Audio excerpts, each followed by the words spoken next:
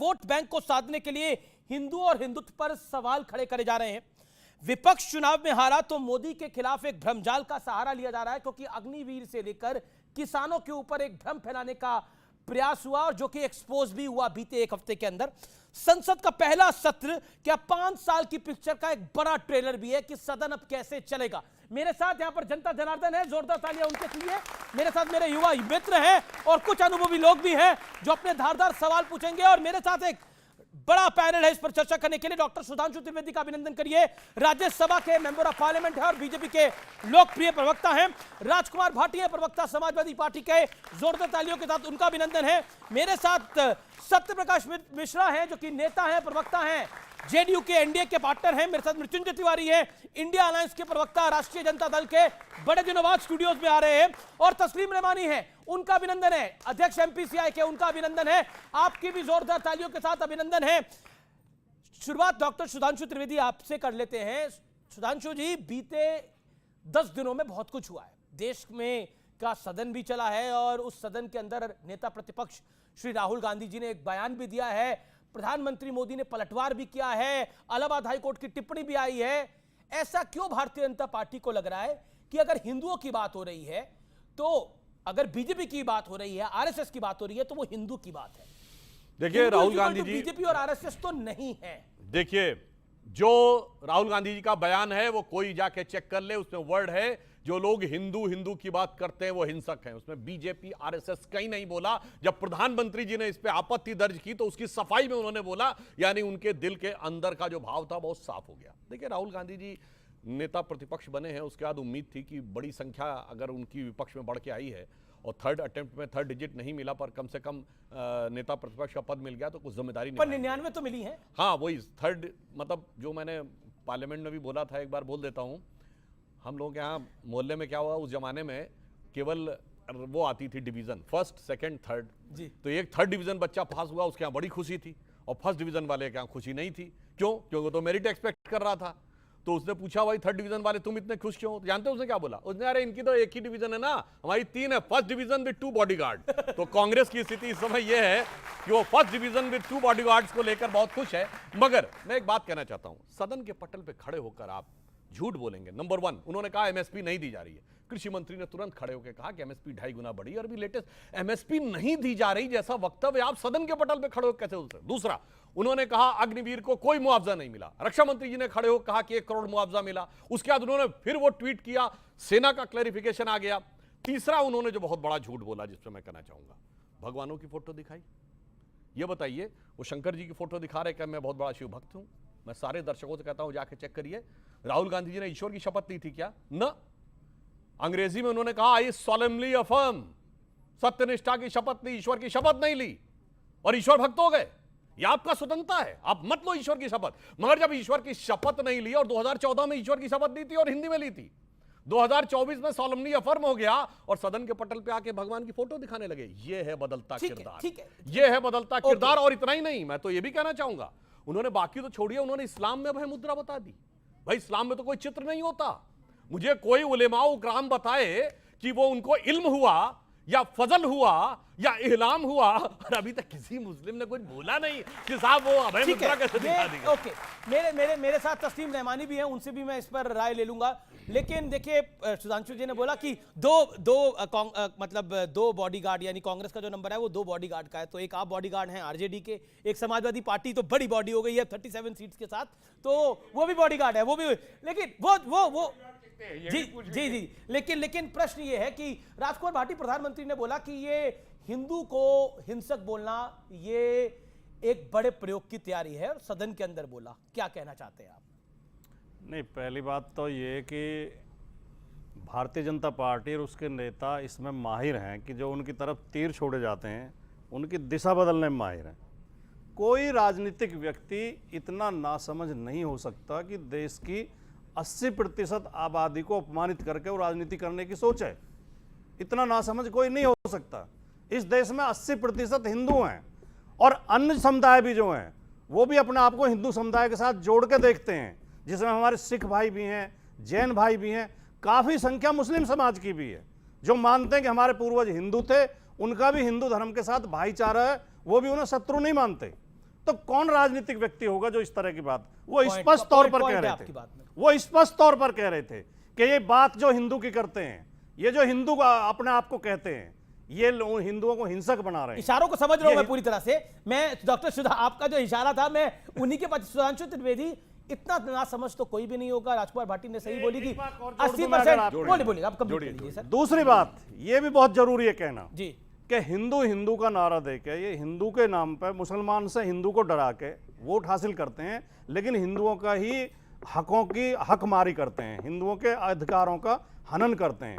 जो बात हम कई साल से कह रहे हैं, उत्तर प्रदेश में आप बार बार टोकते हैं हमें कि बीजेपी की सरकार ओबीसी और दलित समुदायों को नौकरियों में आने से रोक रही है, उनके हक मार रही है। वो अब इनकी मंत्री कह रही है, केंद्रीय मंत्री जो मोदी जी की सरकार में है, अनुप्रिया पटेल पत्र लिख के कह रही है कि यूपी में ओबीसी को भर्ती होने से रोका जा रहा है। उन्होंने प्रश्न खड़ा करा और शासन जवाब देगा। सुधांशु त्रिवेदी, इतना ना समझ तो कोई नहीं होगा। उन्होंने बहुत सही बात, कोई ना समझ नहीं है, वो बहुत समझदार हैं। उनको पता है 20% तो पक्का वाला वोट है और ये 80% में तो खूब टुकड़े टुकड़े करने हैं। अभी बोले ना, अगड़ा पिछड़ा, दलित सवर्ण, तमिल हिंदी, उत्तर दक्षिण, खूब 20% अपना है, 80 में टुकड़े करना है। ना समझ नहीं है, क्योंकि हिंदू समाज में एक भी जाति ऐसी नहीं जो 20% हो, इसलिए उनको अच्छी तरीके से पता है, इसलिए वो बहुत समझदारी के साथ चल रहे हैं। और इसलिए जो माननीय प्रधानमंत्री जी ने कहा ये प्रयोग है, मैं प्रयोग बता रहा हूं।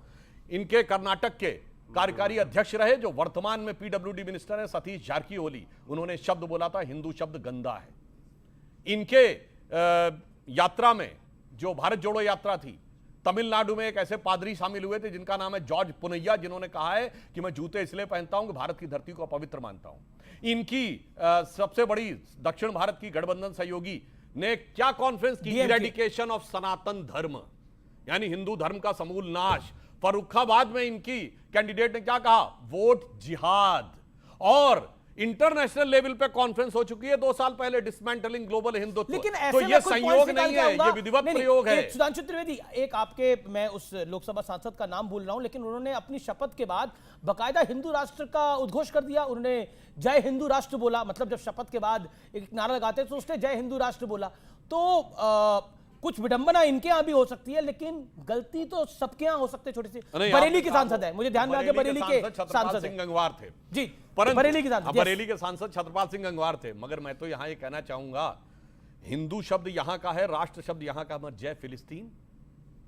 भाई बाहर के देश पे जय फिलिस्तीन, और मैं जय फिलिस्तीन भी ऐसे नहीं बोला, सुनिए, ओवैसी ने हवा में नहीं बोला।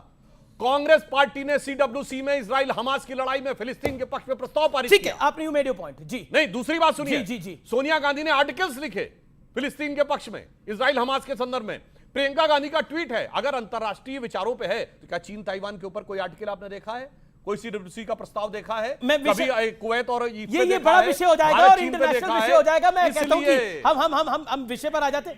नहीं, जी, मुझे पता है आप अंतरराष्ट्रीय मामलों के जानकार हो, आप इस पे बोलना चाहोगे। लेकिन मृत्युंजय तिवारी, ये क्या हो रहा है, ये क्यों हो रहा है और किस लिए हो रहा है? आप भी हिंदू हैं, हिंसक तो कहीं से नहीं है भैया। देखिए अमीश जी, बीजेपी का कहीं पर निगाह है, कहीं पर निशाना, और आपकी?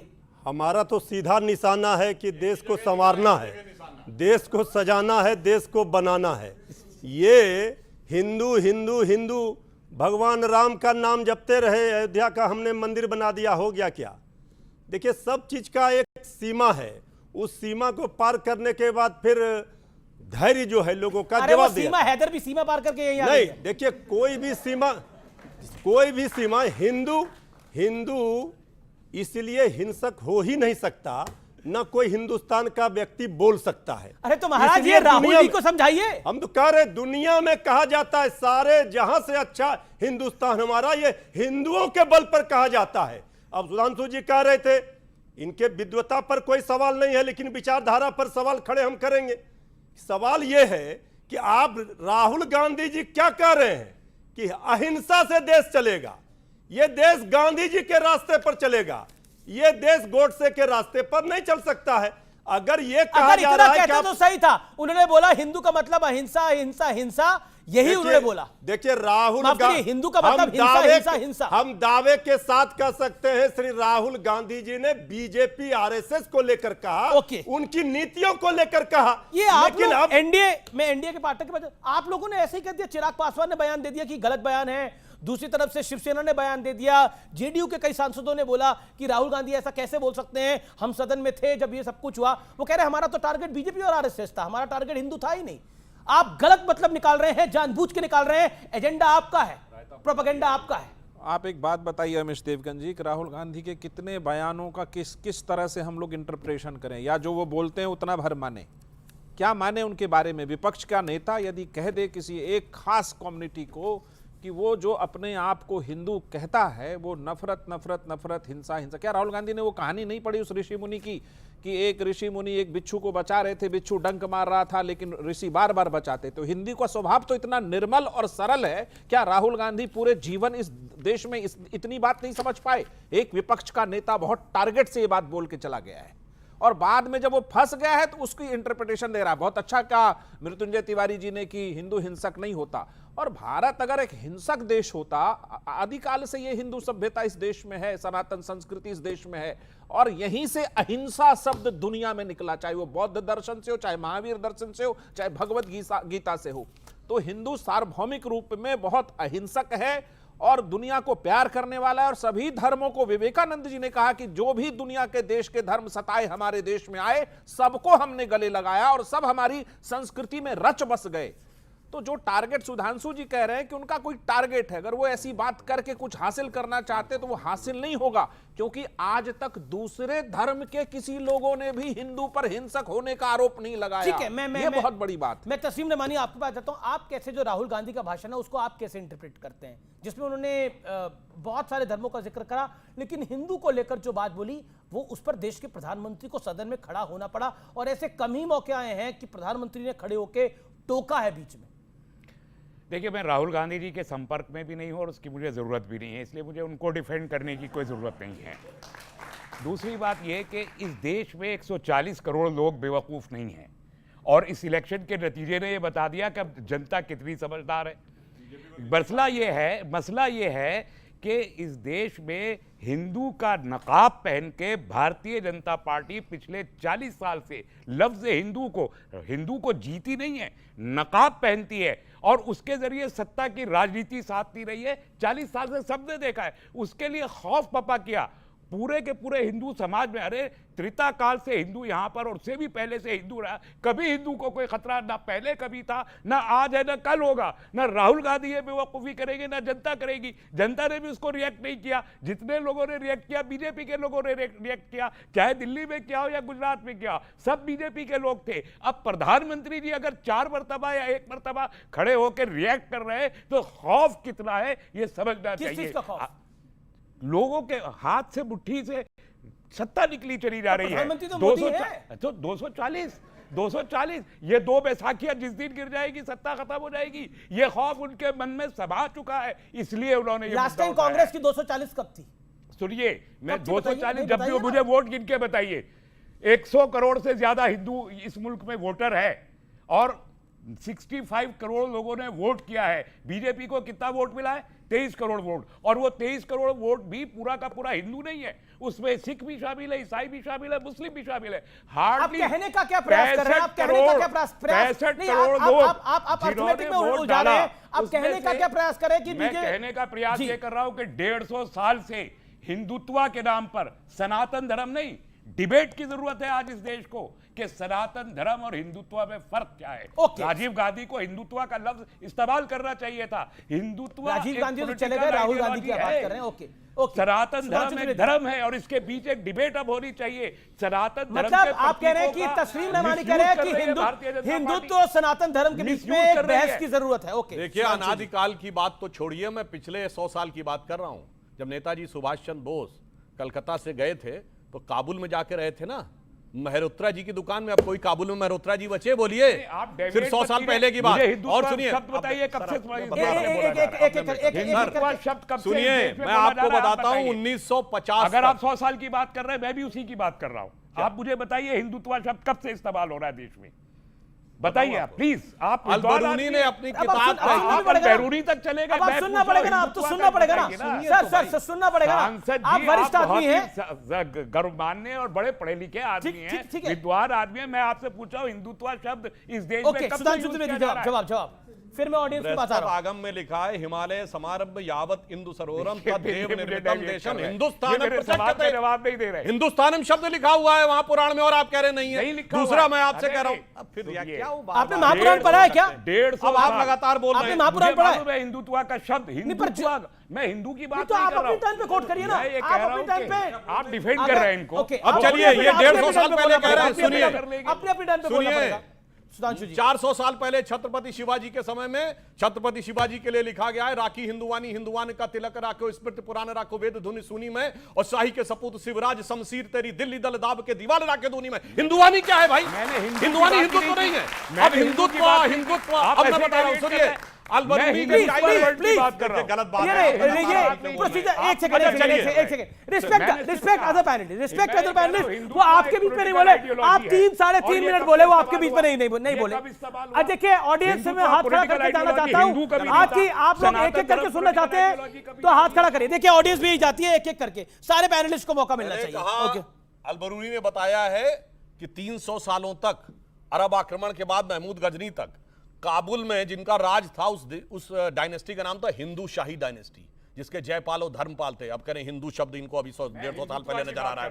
हिंदू कुछ कहां से नजर आया? ये डेविएट कर रहे हैं। अरे भाई डेविएट क्या कर रहे हैं? हिंदुवानी और हिंदुत्व में क्या अंतर है? हाँ बताइए, वो आपको बताना पड़ेगा। अच्छा अब आपको सावरकर का बताता आपको नाम हूं। लेके ठीक है, आपने बोला। अब बता रहा हूं। Okay, okay. आज जिसको आज आप हिंदुत्व कहते हैं वो भी मैं बता दे रहा हूं। जिसने शिवाजी हिंदुत्व पे किताब अब देखिए लिखी। क्या एक- तरीका एक- है, एक- आप एक- लगातार- एक- अब एक- सुनिए एक- इनको एक कह करके, रहे हैं प्लीज सर। आज के हिंदुत्व में और उस जमाने मिनट, का जी। हिंदुत्व में इनको डेफिनेशन है।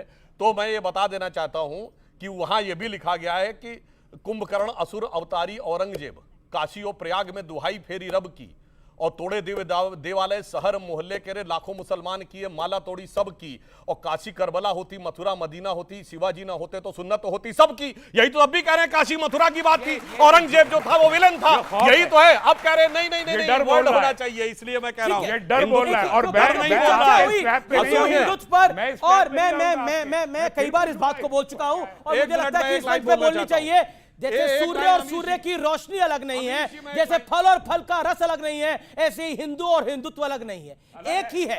ओके ये पुरुष हैं आप, तो पुरुषत्व है कि नहीं आपके अंदर? पुरुष के अंदर पुरुषत्व है कि नहीं? तो हिंदू के अंदर हिंदुत्व है। ये देखिए, हिंदू देखे, हिंदू और हिंदुत्व में बहुत फर्क है। हिंदू हमारा धर्म है जिस पे हमें गर्व है, हम हिंदू हैं, हम गर्व से कहते हैं कि हम हिंदू हैं। और जैसे हिंदू धर्म समाजवाद बहुत और सफाई में शानदार, फर्क है। बहुत शानदार, बहुत उदार, बहुत प्रेम का, मोहब्बत का, भाईचारे का धर्म है। और हिंदुत्व एक राजनीतिक विचारधारा जिसे सावरकर ने दिया नाम। हिंदुत्व किताब उन्होंने लिखी 1930 में जब वो जेल में थे। जी हिंदुत्व शब्द पहली बार सावरकर की किताब हिंदुत्व में आया है। अब हम जो उन्होंने उदाहरण दिए जितने भी, वो सारे हिंदू के दिए। चलिए सर मैं उसी पर जो- आता हूं। जो बिल्कुल, कविता बिल्कुल, पेश बिल्कुल। कर रहे थे, तो राहुल वो गांधी ने हिंदू- हिंदुत्व का नाम लिया था या हिंदू का नाम लिया था, इस पर भी क्लैरिफाई दे दीजिए। नहीं, राहुल क्योंकि गांधी ने- राहुल गांधी ने जो राहुल गांधी ने कोट कहा करा, था- राहुल गांधी ने जो बोला, मैं बोलता हूं, राहुल गांधी ने बोला जो लोग अपने आप को हिंदू कहते हैं वो 24 घंटे हिंसा हिंसा हिंसा, नफरत नफरत नफरत, आप हिंदू हो ही नहीं। उसमें हिंदुत्व का ही नहीं था। अगर इस भाषा। परिभाषा से भी आते हैं, इस परिभाषा से भी आते हैं, तो राहुल गांधी ने हिंदुत्व की बात नहीं करी, हिंदू की बात करी। दो वाक्य जी। जो राहुल गांधी ने, जो भाषा जो होती है, भाषा में संकेत भी बहुत महत्वपूर्ण होते हैं। भाषा केवल शब्दों से ही व्यक्त नहीं होती, कई बार शब्द का अर्थ अलग होता है लेकिन संकेत दूसरा अर्थ दे देता है। राहुल गांधी इशारा करके कह रहे थे कि ये जो अपने आप को हिंदू कहते हैं वो बीजेपी और आरएसएस के हिंदुओं के लिए कह रहे थे। ये लोगों को हिंसक बीजेपी बनाने और का RSS प्रयास बोलते करते थे, हैं। हिंदू को सारे क्या जरूरत थी? नहीं, ये हो शपथ सकता है हिंदू हिंदू थे और तो ईश्वर बीजेपी के नाम RSS शपथ के अब नाम- शपथ का जो पूछ रहे हैं, जी। सत्य और निष्ठा के बिना ईश्वर का क्या महत्व है? जहां सत्य और निष्ठा में तो ईश्वर अपना आप भैया, है। ये सब आप बिना नास्तिक लोग सत्य के ईश्वर को सत्य मानते निष्ठा हैं। भैया यही चक्कर जब है। सत्य और निष्ठा है तो ईश्वर की शपथ तो पहले ईश्वर ली थी, कहां काहे लग नहीं रहे ली हैं? आप? सत्यप्रकाश जी की बारी है। साहब सत्यप्रकाश बदल जी, गए। सत्यप्रकाश कितना जी, बदल गया ईमान? राहुल जी वो कह नहीं रहे कितना थे बदल जो गया मोदी जी इंसान, समझ कितना गए। बदल गया? राहुल जी वो कह नहीं रहे थे जो सुधांशु त्रिवेदी समझ रहे हैं। राहुल जी वो कह नहीं रहे थे जो चिराग पासवान, जेडीयू के कई नेता ललन सिंह समझ रहे हैं। वो कहा ही नहीं था उन्होंने। ये सिर्फ राहुल जी के समर्थक पार्टियों को सिर्फ समझ में आ रहा है कि नहीं राहुल जी वो नहीं कह रहे थे, राहुल जी कुछ और कह रहे थे। इस देश का बच्चा समझ चुका है कि राहुल जी आखिर कह क्या रहे थे, और राहुल जी भी समझ रहे थे कि वो कह क्या रहे थे, क्योंकि वो फंस गए कह के, तो अब वो बहाने बना रहे हैं। अब देखिए क्या है कि राहुल गांधी जी की राजनीति जिस धुरी पर टिकी हुई है और जिस फ्रस्ट्रेशन पर टिकी हुई है कि 3 बार नकार दिए गए हैं, तो वो विपक्ष के नेता के हैसियत के तौर पर कोई चित्र ला करके हिंदू धर्म को अलग अलग ढंग से वो बता भी रहे कि हिंदू डरता नहीं। आखिर वो ये भी बताने की कोशिश कर रहे हैं किसी धार्मिक ग्रुप को कि आपको कोई डराने की कोशिश कर रहा है, जबकि बात ऐसी बिल्कुल नहीं है। संविधानवाद है देश में, तो राहुल गांधी उस समय संविधानवाद कहां भूल गए जब वो हिंदू को पूरे हिंसक बताने लगे। मेरा मानना है कि राहुल गांधी जी को इस बात के लिए सार्वजनिक रूप में माफी मांगनी पड़ेगी। जी मृत्युंजय तिवारी। देखिए, बड़ा अफसोस होता है, सत्ता में तो ये आ गए हैं, लेकिन जब राहुल गांधी जी ने अपने विपक्ष के नेता के रूप में पहली बार भाषण उन्होंने किया तो उन्होंने हर एक उस मुद्दे को उठाया जिससे जनता का सरोकार था, चाहे वो नीट प्रश्न पत्र परीक्षा का लीक का मामला हो, मणिपुर का मामला हो, किसानों का मामला हो, लेकिन ये सारे मामले भूल गए। और विषय क्या बना, वो कह रहे हैं बीजेपी को जो लोग करते हैं सांकेतिक रूप से, तो ये कह रहे हिंदू सर अरे एक, ये एक, मुद्दा एक क्यों? आपने, चलिए मैं, आपने बोला हिंदू और हिंदुत्व पर, उनको मिस इंटरप्रेट कर दिया भारतीय जनता पार्टी ने, एनडीए ने, जेडीयू ने, चिराग पासवान की पार्टी ने, इन सबने, शिवसेना ने गलत इंटरप्रेट करा। राहुल जी अग्निवीर पर क्या बोले, मैं इस देश के दर्शकों को बताना चाहता हूं। उन्होंने बोला अग्निवीर यूज एंड थ्रो मजदूर है। मतलब मैं कहता हूं कि अग्निवीर योजनाओं में खामियां होंगी जिनको दुरुस्त करा जा सकता है, इसमें कोई बात नहीं है, लेकिन यह कहना अग्निवीर के अंदर जो काम कर रहे हैं वो देश को समर्पित है, वो यूज एंड थ्रो मजदूर है, क्यों कहना, ये क्यों कहना था? उन्होंने ये कहा कि जब 4 वर्षों के लिए सांसद भी चुने जाते हैं तो वो 5 वर्षों के लिए चुने जाते हैं जी, लेकिन जब 4 वर्षों के लिए ही उनकी नौकरी की गारंटी है तो उस पर राहुल गांधी जी ने कहा। लेकिन जब प्रधानमंत्री मोदी बोले, और ये राजकुमार भाटी और मृत्युंजय तिवारी आपको दोनों को जॉइंट इसका जवाब देना चाहिए, जब प्रधानमंत्री बोले, राहुल जी ने मुद्दे उठाए और उनको सत्ता पक्ष ने शांति से सुना, जबकि सत्ता पक्ष की संख्या 300 के आसपास थी। नहीं, शांति से सुना, नहीं, बिल्कुल शांति से सुना गया, बिल्कुल शांति से सुना गया।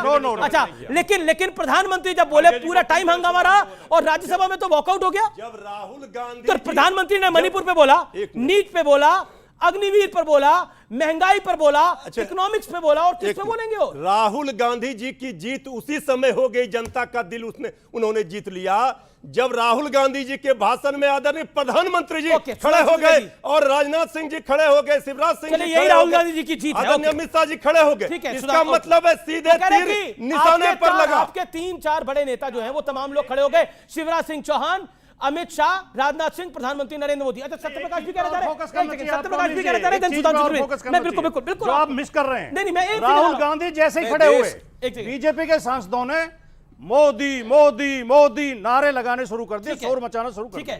तो शुरुआत तो इन्होंने की। ओके।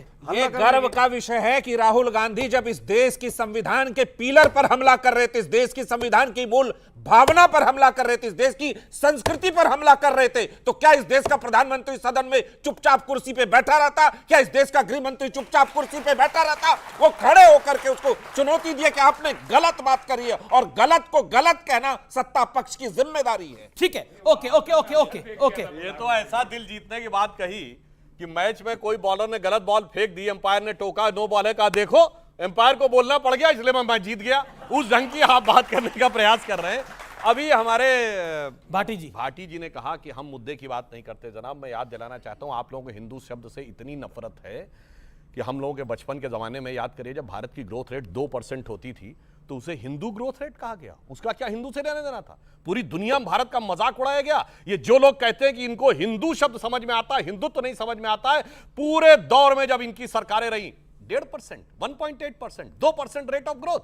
मैं पूछना चाहता हूं, जब आप लोगों की सरकार थी, जिसको आप कहते हैं हिंदू, मैं मानता हूं, कितना था फॉरेन एक्सचेंज रिजर्व? 1 बिलियन के नीचे 1991 में सोना गिरवी रखा गया था। और जब हिंदुत्व वालों की सरकार आई, अटल जी की सरकार 5.5-6%, 100 बिलियन पहुंचा 2004 में। मोदी जी की सरकार में 500 बिलियन पहुंचा फॉरेन एक्सचेंज रिजर्व, आज 650 बिलियन फॉरेन एक्सचेंज रिजर्व। आज ग्रोथ रेट कितनी? 8.2%, तब थी 2%, तब महंगाई 26%, 12%, 16%, 17%, आज महंगाई 5% से कम, 4.75%। और तब कोई भी आता था घुस कर मारकर चला जाता था, जब इनके हिसाब से हिंदू वाली सरकार थी। अब हिंदुत्व की सरकार है, जाते हैं घुस के मार के चले आते हैं। इसलिए हम बिल्कुल कहना चाहते हैं कि हम हिंदुत्व की सरकार की। और दूसरी बात मैं पूछना चाहता हूं, उन्होंने कहा नीट पे, मणिपुर पे, डिजिटल डाटा का जमाना है, जाके देख लीजिए विपक्ष के कितने लोगों ने कितना प्रतिशत बोल रहा है नीट और मणिपुर। यस, फोटो नीट और मणिपुर के लिए क्या है कि भगवानों के लिए क्या है? इसका मतलब आप तैयारी से आए थे कि आपको यह विषय उठाना है। इससे राहुल गांधी पूरी तरीके से एक्सपोज हो गए और जिस ढंग की भाषा का प्रयोग किया, उनके लिए तो मैं ये कहना चाहूंगा कि लहजे में बदजुबानी और चेहरे पे नकाब लिए फिरते हैं, और जिनके खुद के बही खाते बेहिसाब बिगड़े हैं वही हमसे सारा हिसाब लिए फिरते हैं। ठीक है, राजकुमार भाटी एक सेकंड में आपने आ रहा हूं। राजकुमार भाटी, हमने ये भी देखा सदन के अंदर अखिलेश जी भी बैठे थे, अखिलेश जी ने उतना हंगामा नहीं किया, अखिलेश जी ने हंगामा नहीं किया, लेकिन राहुल गांधी उकसा रहे थे और कह रहे थे अपने सांसदों को वेल में आइए। लोकसभा में वो तस्वीर जारी हुई अगले दिन। क्या आपको लगता नहीं है ये सब कुछ अवॉइडेबल था? अखिलेश जी नहीं आए, क्या अखिलेश जी गलती कर रहे थे, राहुल जी सही कर रहे थे? नहीं आए तो वो इसलिए नहीं थे कि उस दिन अखिलेश यादव जी का जन्मदिन था, वो उसमें व्यस्त थे। लखनऊ में बहुत बड़ा आयोजन था, नहीं पर नहीं, इसलिए वो लोकसभा में नहीं, ये हंसी की सदन में थे, वेल में नहीं आए। सदन में थे, अब वो जिस दिन राहुल गांधी का भाषण हो रहा था, अखिलेश जी सदन में नहीं थे। नहीं, अखिलेश जी लखनऊ थे, हंगामे वाले दिन की के लिए कह रहे हैं। मतलब इन्होंने माना कि वेल में जाना एक खराब चीज थी, जो उस दिन उन्होंने करना उचित नहीं समझा अपने जन्मदिन वाले दिन। लेकिन सुधांशु जी ने जितनी बढ़िया तस्वीर मोदी जी के शासन की खींची है, मैं तो आश्चर्यचकित हूं। अब आम का सीजन है, आम पक जाते हैं जब ज्यादा तो आम टपक जाता है। बाग में इतने आम नहीं टपक रहे जितने इनके पुल टपक रहे हैं पूरे देश में।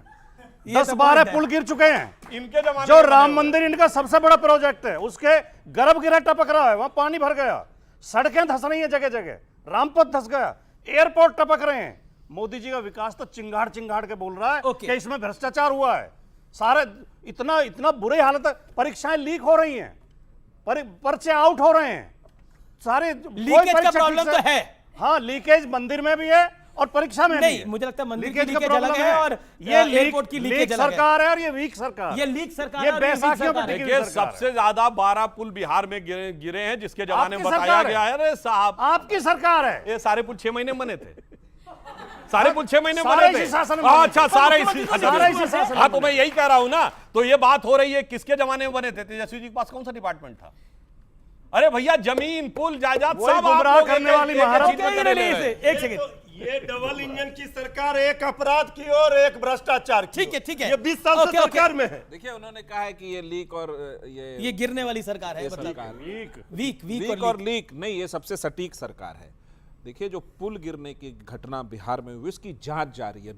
जो भी इसमें दोषी पर गिरा होगा, तो सही पुल ना? नहीं, उसके कारण हैं, ड्रेजिंग गिरे कारण हैं, हैं एक और पुल, 9 पुल डिसिल्टिंग गिरे हैं। कारण हैं, जिसको कॉन्ट्रैक्ट कोई में तो दिया कोई गया। हर चीज का कारण और- होता है। नहीं, इंसान ऊपर भी चले जाता है तो देखिए, कहा जाता है कोई आप कारण एक होगा। बात समझिए, अगर जी। पुल गिरा है तो जी। सरकार उसको बनाएगी भी, और नहीं, पर इसको गिरा इसको स्वीकार कर नहीं, गिर सकता है। अगर किसी की गलती होगी तो गिर सकता है। सरकार में भ्रष्टाचार जो हुआ? पुल बिजनेस भ्रष्टाचार हुआ, उसकी जांच हो रही है और ठीक है। दोषियों पे कार्रवाई होगी। चलिए। वीक और लीक में अमित जी, वीक और लीक, हाँ, वीक बोलिए, और लीक से मुझे अचानक याद आ गया। सवाल। विकी लीक्स में एक बयान आया था राहुल गांधी का, जिसमें वो कह रहे थे अमेरिकी अधिकारियों से कि लश्कर तैयबा से ज्यादा खतरनाक हिंदुओं का एग्रेशन है। वैसे मैं ये नहीं कहता विकी लीक्स में जो लिखा सब कुछ सही है, पर आज तक कांग्रेस पार्टी और राहुल गांधी ने उसका खंडन ओके, नहीं आपका सवाल क्या है, पॉइंट क्या है, सवाल क्या है? अमीश जी प्लीज माइक मत हटाइएगा। हाँ। 2 सवाल है, भाटी जी, रहमानी साहब और तिवारी जी। जी।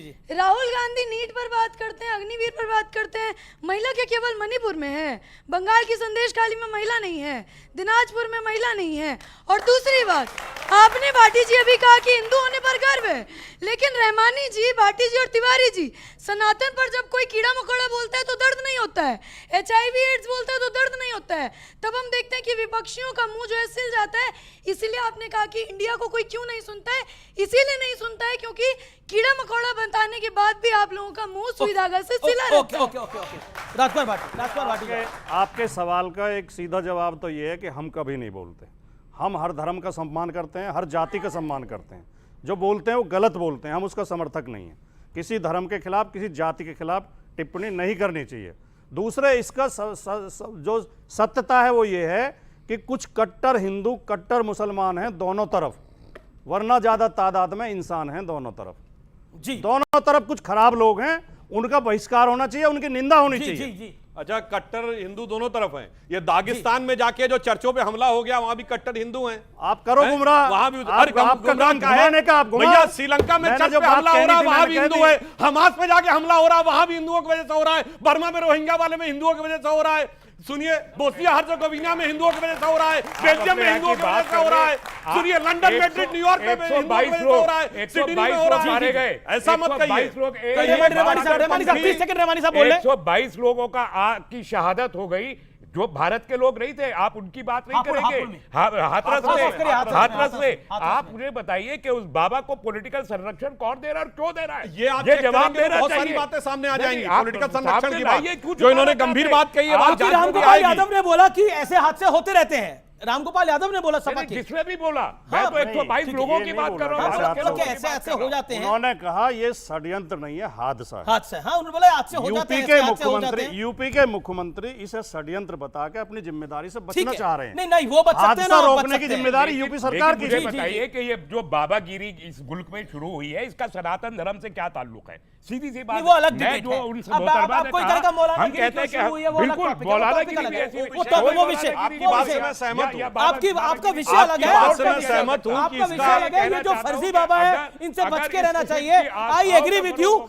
आपने एक लेजिटिमेट पॉइंट उठाया है, लेकिन फर्जी बाबा है। लेकिन ऐसे कई फर्जी मौलाना भी हैं, ऐसे कई फर्जी उलेमा भी घूम रहे हैं। तो मेरा निवेदन है कि हर फर्जी से बचना चाहिए। Okay okay okay okay. अरे पहले देवानंद साहब, नमस्कार आपका। जी जी जी, काफी टाइम के अरे बाद काफी टाइम के बाद आप आए। अरे सर, देवानंद हमारे स्टूडियो में आए हैं बड़े टाइम बाद। मैं कहना चाहता हूं, कांग्रेस के उससे सवाल है मेरा अपना कि देखिए जितना भ्रम उतनी सियासत।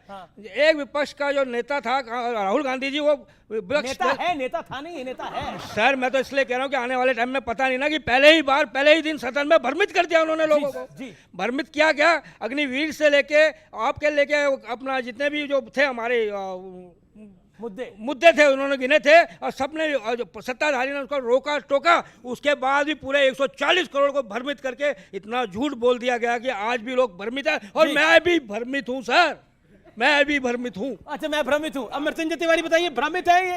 अब इन्होंने वैसे चश्मा भी डाला हुआ है, काला हो सकता है, इन्हें सब धुंधला धुंधला दिखाई दे रहा हो। उनके बातों पर क्या जवाब दिया जाए? देखिए, वो जो कर रहे हैं आप भी समझ रहे हैं, जनता भी सब देख रहे हैं, ये समझ रही है। अरे जवाब दीजिए हम महाराज। जवाब दे रहे हैं कि राहुल गांधी जी ने देश के नौजवानों, किसानों, माताओं, बहनों के सवाल उठाए, छात्रों, नौजवानों के सवाल। इसका जवाब आदरणीय प्रधानमंत्री जी 2.5 घंटे के अपने भाषणों में नहीं दे पाए, था। संतुष्ट नहीं कर पाए अच्छा, सदन ठीक को। है। ये सवाल उठा, अहम ओके, सवाल है। सुधांशु जी, प्रधानमंत्री संतुष्ट नहीं कर पाए। ईमानदारी में तो बात बताऊं, भ्रम में देश की जनता नहीं, भ्रम में ये दोनों है। देखिए, कांग्रेस का जो राइज हुआ है वो उन्हीं राज्यों में उन्होंने शानदार सफलता हासिल की जहां सहयोगियों के कंधे के ऊपर चढ़े हैं। प्रधानमंत्री जी ने कहा परजीवी है। उत्तर प्रदेश में 9.3% वोट पाके 6 सीटें पाई हैं उन्होंने। अब सर, आप अपने टर्न पे बोले, आप अपने टर्न पे बोले, मैं बता रहा हूं। राजस्थान में पर राजस्थान मैं आपसे जिम्मेदारी कह रहा हाँ, तो हूं, कांग्रेस जिन और राज्यों बीजेपी में आपने भाजपा और कांग्रेस का सीधा मुकाबला था, एक में भी कांग्रेस भाजपा से ज्यादा सीटें नहीं जीत पाई है। मगर जहां सबसे ज्यादा सीटें जीती हैं, केरल में मुस्लिम लीग के दम पे, महाराष्ट्र में महाविकास अघाड़ी के दम पे। और एक फैक्ट आपको बताऊं, आपको पता है कि इस चुनाव में सबसे बड़े अंतर से कौन जीता है? कौन सी लोकसभा जीती गई है? किसी को पता है? पता है, बताइए कौन सी? धुबरी।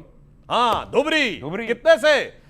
10,25,000 से कांग्रेस के रकीबुल हसन जीते हैं। और असम में ये वो इलाका जिसके लिए मिनी बांग्लादेश कहा जाता है, जिसमें सबसे ज्यादा डेमोग्राफिक चेंज आया है। और बदरुद्दीन अजमल चुनाव हार गए।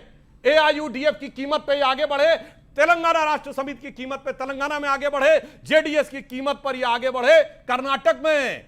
अब सोच लीजिए आरजेडी और सपा का क्या होने वाला डराएंगे है। भाई, ये कितना सपा और डराएंगे? ये एक साथ जो आए थे, लेकिन इसी आप डेमोग्राफिक वोट चेंज की बात झारखंड हाईकोर्ट ने करी। इसी की तरफ इसीलिए इशारा, आप इसी पर समझिए, स्टेटमेंट 10.5 लाख इलाहाबाद से हाई कोर्ट जीते का हैं। आया। 10 साल से सत्ता में कर क्या रहे? क्या करें? अरे भाई, हम तो अगर- सीए अगर ला रहे कहते हैं हैं, कि तो सीए लाने के बाद आप एक पालन सेकंड। कर रहे हैं। NRC के लिए आप हल्ला मचाते चले जा रहे हैं। सीए का घुसपैठियों से क्या ताल्लुक है? आप लेकिन ये डेमोग्राफिक चेंज की बात तो करी ना, ये डेमोग्राफिक चेंज की बात तो करी हाई कोर्ट। अगर ऐसा हो रहा है, मुझे नहीं मालूम हाईकोर्ट के पास क्या इंफॉर्मेशन है, हाईकोर्ट बताएगी। आपको नहीं लग रहा ऐसा हो रहा है? नहीं, बिल्कुल मुझे नहीं चलिए, लग रहा। और तो अगर मैं ऐसा एक और हो रहा इनको है, बता तो देता 10 साल में हूं। ये क्या कर रहे सुधांशु जी हैं? को- 10 साल में सिर्फ टेलीविजन पे डिबेट करते वो रहे। कह रहे 10 साल से आपके कह रहे सरकार आपकी है, वो कह रहे हम क्या करेंगे इसके अंदर। हमारी सरकार आने के बाद घुसपैठ रुक गई है। उस जमाने में, उदाहरण का अब एक मिनट सर पूरा सुनिए आपने सर, पूछा, जवाब आईएमडीटी सुनना एक्ट को क्वैश करते समय 2006 में सुप्रीम कोर्ट ऑफ इंडिया ने जो कहा था उसकी प्रोसीडिंग कोई जाके पढ़ ले। उस समय असम के गवर्नर की रिपोर्ट थी कि पर डे 5000 लोग एंट्री कर रहे हैं और सुप्रीम कोर्ट ने कहा this Bangladeshi infiltration is about to external aggression over India. क्या ये जो इलाहाबाद हाईकोर्ट की टिप्पणी हमारी और सरकार झारखंड आने के बाद हाईकोर्ट ने बताइए। जो बोला, असम में क्या ये राशि भी वाकई हुआ। ये आपने विचारणीय पहले विषय है कि अगर डेमोग्राफिक चेंज हिंदुस्तान में हो रहा है, और इलाहाबाद हाईकोर्ट ने तो बहुत आगे निकल गया, उन्होंने तो बोला कि अगर इसी तरह का बदलाव चलता रहा तो बहुसंख्यक अल्पसंख्यक हो जाएगा और अल्पसंख्यक बहुसंख्यक हो जाएगा। देखिए, उच्च न्यायालय की ऐसी टिप्पणी पर थोड़ा गौर करने की बात इसलिए है कि उसके सामने कुछ साक्ष्य होंगे, लेकिन चिंता विशेष करने की जरूरत नहीं है क्योंकि सरकार इस बात को समझती है और डेमोग्राफी के बदलने का जो पैमाना है इस देश का, उसको सरकार वो घुसपैठ है। अगर घुसपैठ है तो उसको रोकना है। अब और घुसपैठ जो हो चुकी है, जो हो चुका है उसको आप वापस भेज सकते हैं, ऐसा नहीं कि उसको वापस भेज नहीं सकते। आप उसको पर उसमें तो आइडेंटिफाई बहुत बड़ा विरोध है। नहीं, विरोध है, लेकिन अगर सरकार मुस्तैदी से काम करे तो उसको वापस भेजा जा सकता है। कह चुकी मैं देखती हूं ओके ओके। तो सीएनबीसी आवाज की टक्कर के पब्लिक डिबेट में रुकेंगे एक ब्रेक के लिए, लेकिन ब्रेक के उस पार कुछ और सवाल आप देखते रहिए सीएनबीसी आवाज। छोटे किस रूप में आया भजन में, बताइए आपने भय प्रकट कृपाला दीन दयाला सुना होगा, उसमें लाइन क्या है? ब्रह्मांड निकाया निर्मित माया रोम रोम प्रतिवेद कहें, यानी इनके रोम रोम से अगणित ब्रह्मांड बनते हैं। सो मम उर्वासी जग उपहासी सुनत धीर मत थुर न रहे, तो वो मेरे गर्भ में आकर प्रवेश कर गए। कौशल्या जी कह रही किसको समझ में आ रही? हमारे कहा गया जासु अंश उपजय गुण खानी अगणित उमारमा ब्रह्माणी अगणित ब्रह्मा विष्णु महेश। मेरा पॉइंट ये है कि इन्होंने बोला कि 10 सालों में बीजेपी ने क्या किया है। जी। ठीक है, इनकी सरकार जो कांग्रेस की सरकार 70 सालों में रही है, 70 साल में बता दें क्या क्या किया, किया क्या किया क्या किया? एक सेकंड, क्या पॉइंट मैं ये कहना चाहता हूँ, राहुल गांधी जी सदन में आकर के उन्होंने जीसस की फोटो दिखाते हुए कहा कि जीसस ने एक बात कही थी, अगर कोई एक गाल पे चाटा मारे तो दूसरा गाल आगे कर दो। लेकिन हमें किताबों में पढ़ाया गया और ये कहा जाता है कि महात्मा गांधी जी ने अहिंसा परमो धर्म का कहते हुए ये कहा था कि कोई एक गाल आगे पे चाटा मारे तो दूसरा गाल आगे कर दो। तो राहुल गांधी जी सदन के अंदर झूठ बोल रहे थे या महात्मा गांधी जी झूठे थे? दूसरी चीज सर दूसरी चीज मैं पूछना चाहता हूं सर, कन्हैया लाल की गर्दन काटने वाला क्या कोई हिंदू था? कश्मीर में पत्थरबाजी करने वाले क्या हिंदू थे? क्या दिल्ली के दंगे में ताहिर हुसैन हिंदू था? क्या संसद पे हमला करने वाला हिंदू था? क्या ताज होटल में हमला करने वाला हिंदू था? सर हम तो पत्थर को सर कंकड़ को शंकर मानने का काम करते हैं। सनातन धर्म इस देश का सबसे ज्यादा सम्मानित धर्म है, इसमें कोई दो राय हो ही नहीं सकती। जो कोई उसको गलत कहने की कोई कोशिश करता है उसकी भरपूर निंदा की जानी चाहिए, की गई है, की जाएगी, इसमें कोई दो राय नहीं। इसी तरीके से जो भी धर्म है, धर्म हमेशा जो है एक सम्मानित चीज होती है, उसका सम्मान हरेक को बिल्कुल बराबर से करना चाहिए। दूसरी बात, अभी सुधांशु जी ने जो बातें की, जो प्रोग्रेस के बारे में मोदी जी की इतनी लंबी चौड़ी प्रोग्रेस बता रहे थे, इन्होंने खुद हिंदू और हिंदुत्व को अलग कर दिया। इन्होंने कहा वो हिंदुओं की सरकार थी जो देश में जो खराब चीजें सब कर रही थी, वो आपके हिंदुओं की अनुसार है। उन्होंने अब हिंदुत्व की है। आपके अनुसार ये जो लोग आपने कहते थे अभी हिंदू की सरकार, आपने उन्हें खुद ही हिंदू का कहा। नहीं समझ में आता। दूसरे, हिंदुत्व का इतिहास इस देश में 150 साल से पुराना नहीं है। चंदननाथ बासु ने सबसे पहले हिंदुत्व और प्राकृतिक इतिहास के नाम से बंगाली में किताब लिखी थी, उससे पहले हिंदुत्व का शब्द नहीं था। और उसके बाद फौरन बाद बंकिम चंद्र चटर्जी ने, बीसी चटर्जी ने जो कुछ लिखा आनंद मठ में, उसको अगर ये बच्चे पढ़ लेंगे तो खुद शर्मिंदा हो जाएंगे कि क्या लिखा गया है उस नॉवेल में। मैं पॉलिटिक्स से हटकर एक बात कहता हूं। जी। देखिए, सनातन यानी हिंदू कॉन्सेप्ट और बाकी में अंतर क्या है? बाकी सब में मानते हैं एक पॉइंट से शुरू हुआ और एक पॉइंट पर रुक गया। सनातन इसलिए कि वो परपीचुइटी में मानता है, चूंकि हम साइक्लिक प्रोसेस मानते हैं, हम कंटिन्यूटी में मानते हैं, इसलिए सनातन है। इसीलिए हमारे यहां काल चक्र बोला गया है।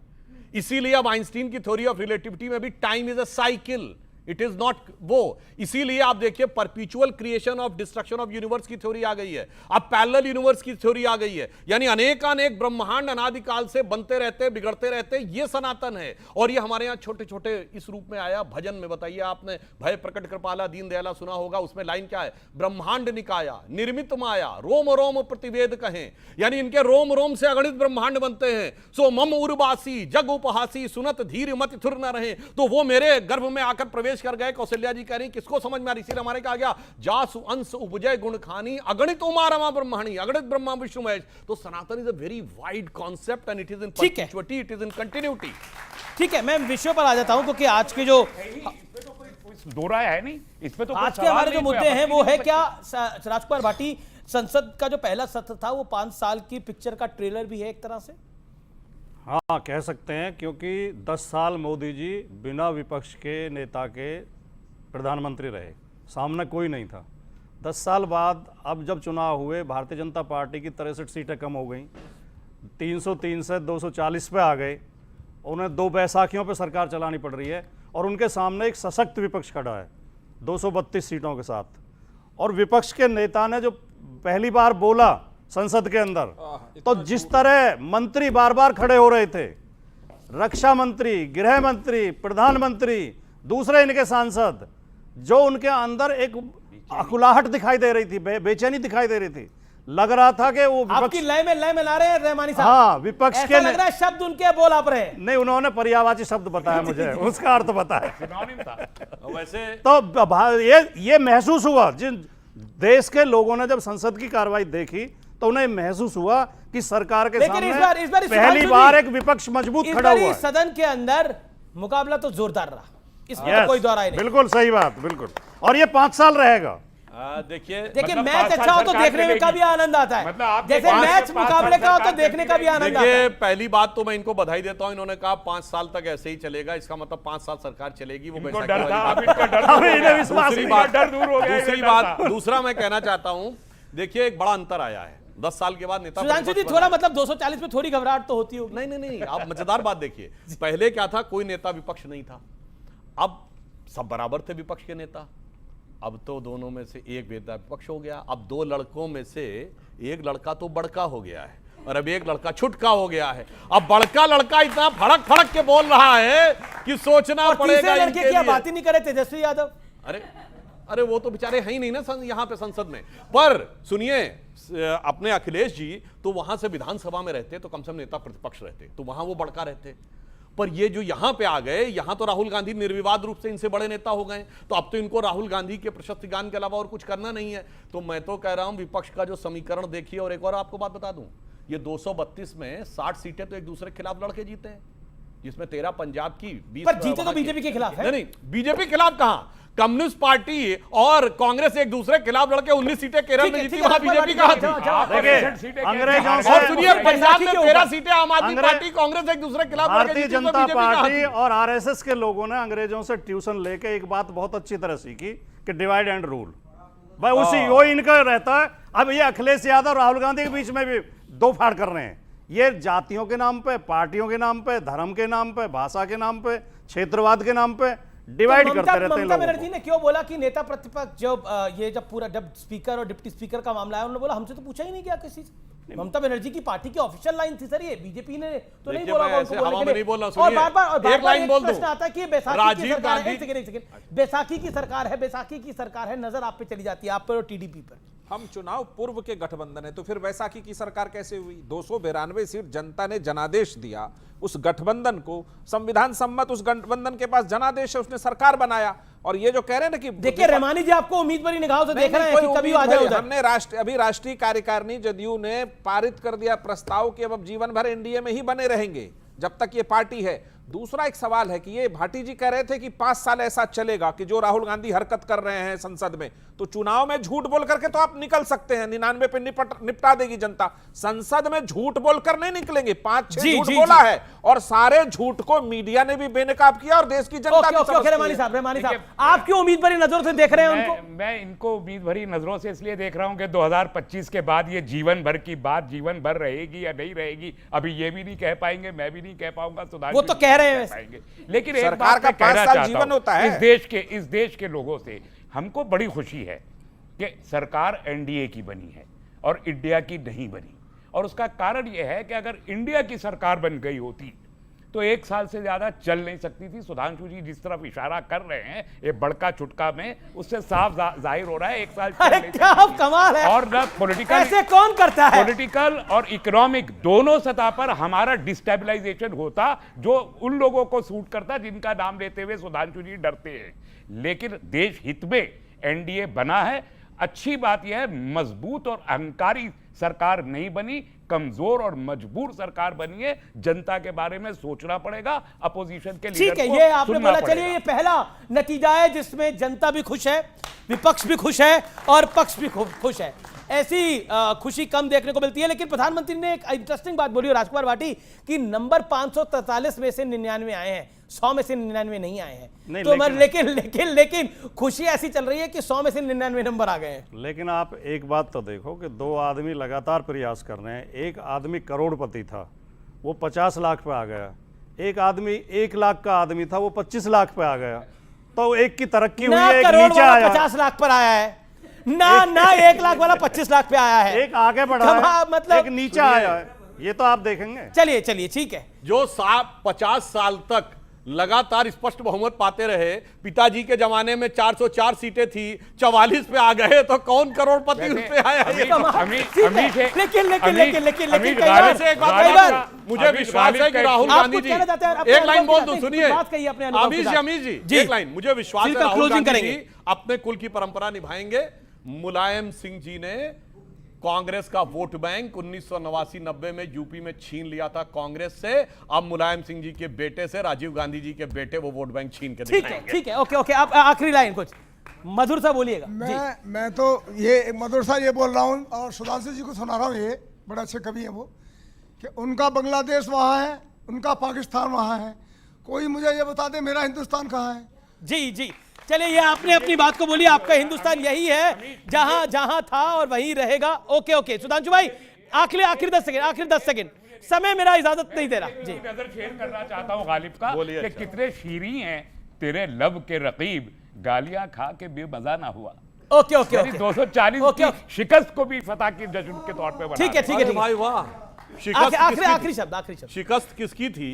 ये बहुत अच्छी तरीके से मैं एक गंभीर बात कहना चाहता हूं। इस चुनाव में एक बात कही गई थी ना कि वो पश्चिम वाले अरब से आए, उनसे वहां से आए, चीन वाले वहां से आए। तो मैं एक लाइन कहना चाहता हूं हमारे देश के लिए कि यवन को दिया दया का दान, यानी वेस्ट को, चीन को मिली धर्म की दृष्टि, मिला था स्वर्ण भूमि को, रत्नशील की सिंघल को भी सृष्टि। किसी का हमने छीना नहीं, प्रकृति का रहा पालना यही, हमारी जन्मभूमि थी यहीं, कहीं से हम आए थे नहीं। ओके, बहुत शुक्रिया आपका। तो फिलहाल टक्कर के आज के एडिशन में इतना ही। आप सबका बहुत शुक्रिया, इस मंच पर आप आए, अपनी बात तो रखा। नमस्कार, good night, have a great weekend. और आप सबको भारत के एक बार फिर वर्ल्ड कप जीतने की बहुत शुभकामनाएं।